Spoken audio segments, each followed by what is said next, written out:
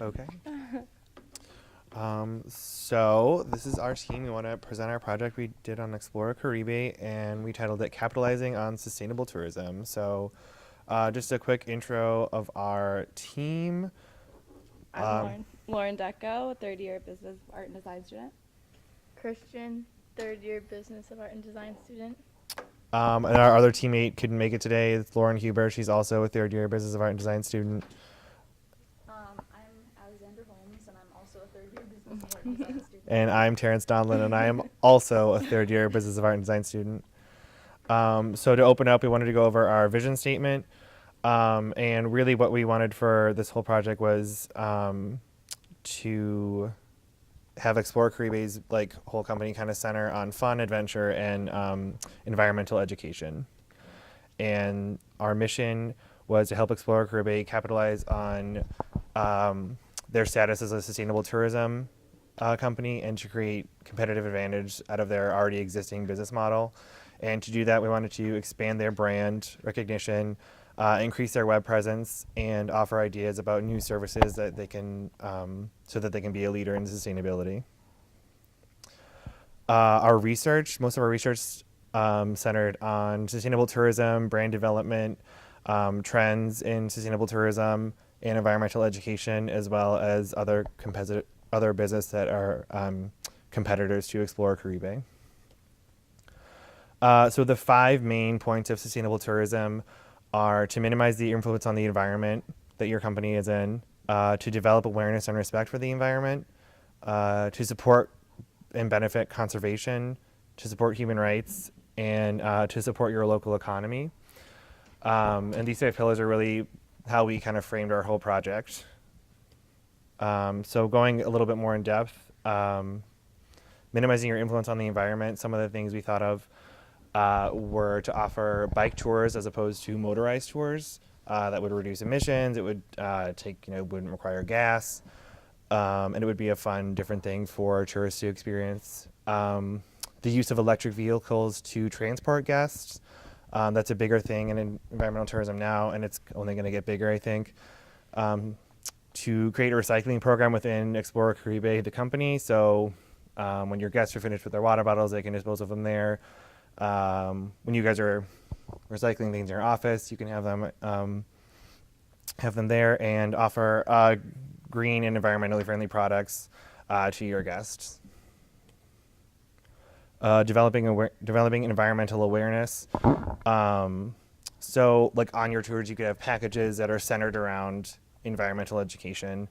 So you explain the importance of the reefs and the ecosystem on the tours. You can offer guests environmentally friendly ways to interact with the environment, both while they're on vacation and at home. And you can have special kayaking tours that show ways to interact with these reefs without endangering them. Benefiting conservation. In order to benefit conservation, we thought it would be a good idea, and it can be adjusted to fit however you guys would like, but a percentage of every month's revenue could go or be donated to conservation efforts. Explora Caribe could organize a company-wide or even a city-wide beach cleanup day, sponsored by Explora Caribe, and setting up donation centers along your tours that would directly go to conservation efforts. And as far as supporting your local economy, this one's pretty simple. Just partnering with other local businesses. You can offer offering deals at local restaurants if they come on one of your tours, and partnering with other specifically green businesses so that you guys can kind of form a team. And Lauren's going to take it with our SWOT analysis. Okay, so the SWOT analysis, we examined the strengths, weaknesses, and opportunities and threats for Explora Caribe.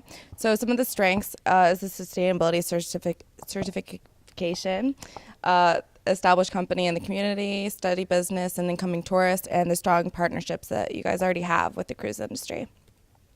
But for weaknesses, the little to no web presence, lack of brand recognition, and also limited sales outside of the cruise industry keeps Explora Caribe from expanding the consumer base.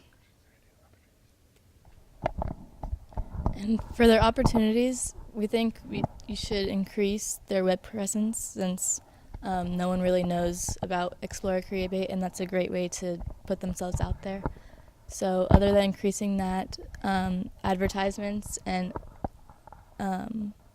more social media presence, and creating a brand identity through a cohesive corporate appearance, and by capitalizing on their status as a sustainable tourism option.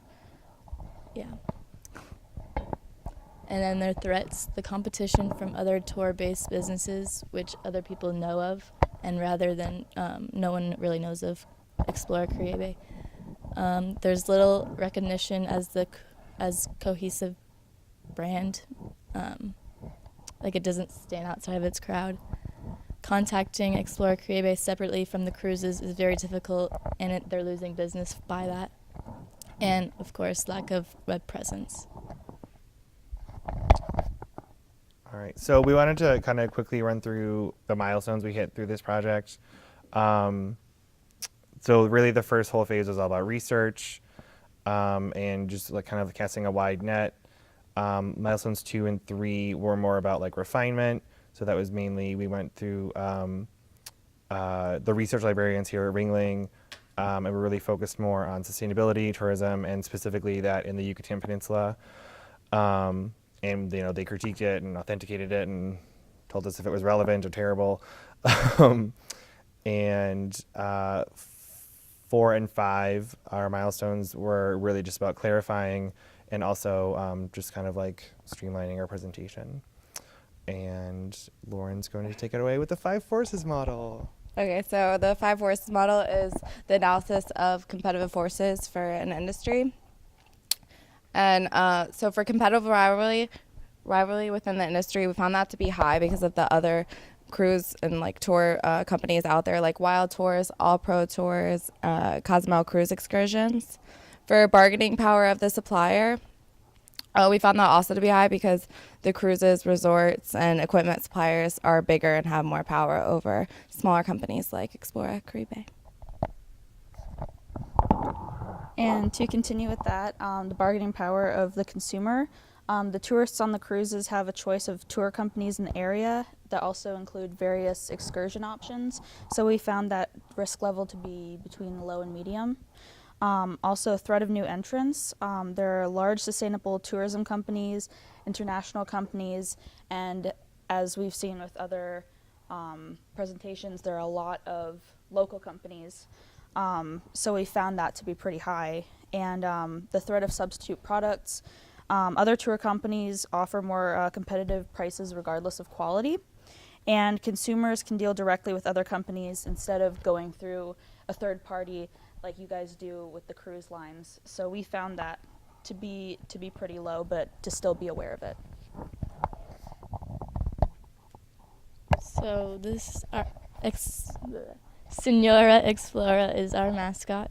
We decided to go do a sea turtle because she is relevant to Explora Caribe because sea turtles are widely found in Mexico and are heavily affected by the environment and population.